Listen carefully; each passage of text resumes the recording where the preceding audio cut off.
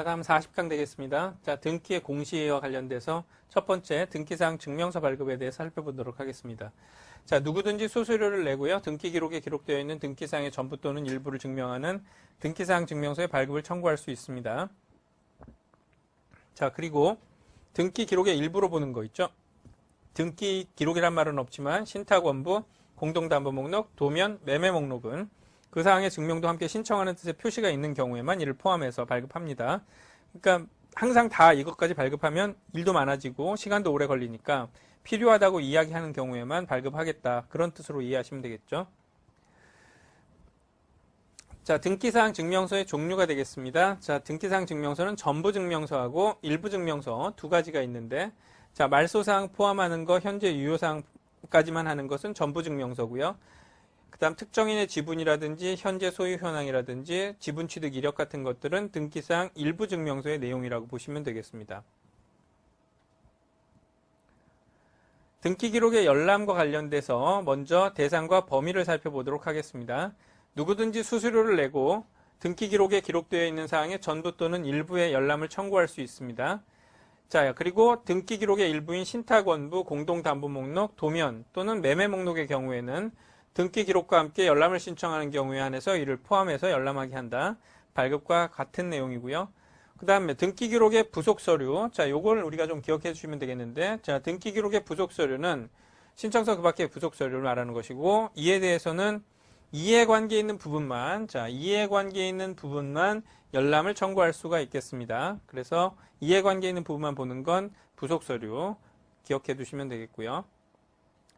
자, 이것도 정리를 해보자면 등기 기록은 발급, 열람에서 다 가능하고 모든 부분 가능합니다. 폐쇄 등기 기록은 발급, 열람 다 가능하고 다만 발급은 전부 증명서인 경우에만 가능하고요. 말소사항 포함한 것. 열람은 모든 부분 가능합니다.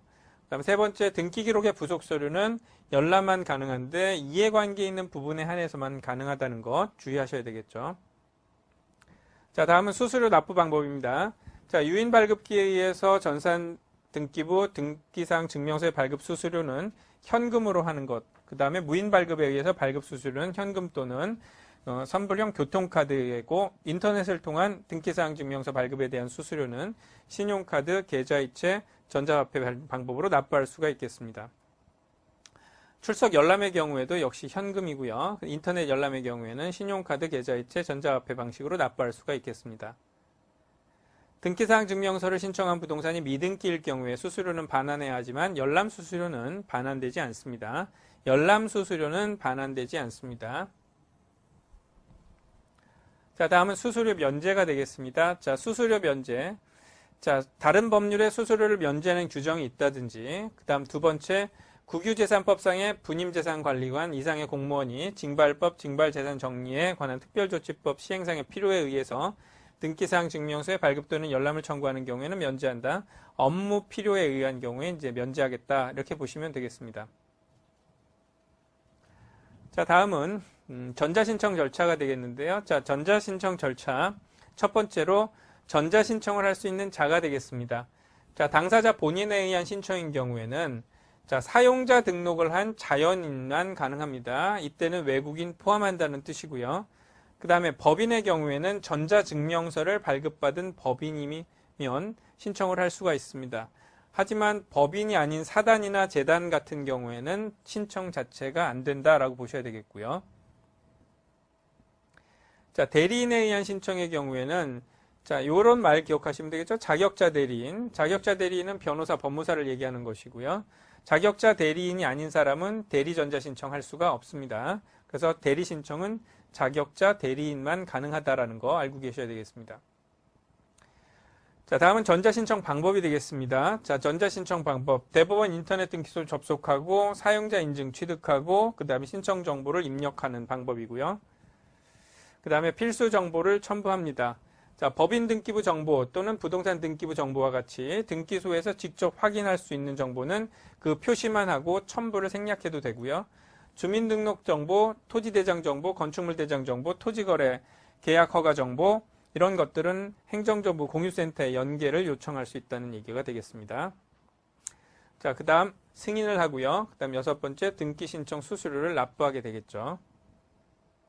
그 다음에 송신을 합니다. 그 다음 마지막 인감증명서 정보의 송신 불효라고 하는 것은 공인인증 정보를 송신하게 되면 대체할 수 있다는 의미로 보시면 되겠습니다. 자, 전자신청 방법. 자, 전자신청의 경우에는 접수번호는 전산정보 처리 조직에서 자동 생성된 접수번호를 부여한다. 그래서 자동으로 생성된 접수번호가 부여된다라고 하는 것 기억해 두시면 되겠습니다. 그 다음에 기업 사무 처리, 그 다음에 조사 및 교환 업무, 집단 사건이나, 자, 요거는 이제 한번 보실게. 집단 사건이나 판단이 어려운 사건 등의 경우에는 그 사유를 등록하고 이들 신청 사건보다 나중에 접수된 사건을 먼저 처리할 수 있다. 자, 그래서 우리가 집단, 뭐 등기, 아파트 같은 거 분양해서 이제 집단으로 등기한다든지 판단이 어려운 사건 같은 경우에는 그 사유를 등록하고 신청 사건보다 나중에 접수된 사건을 먼저 처리할 수 있는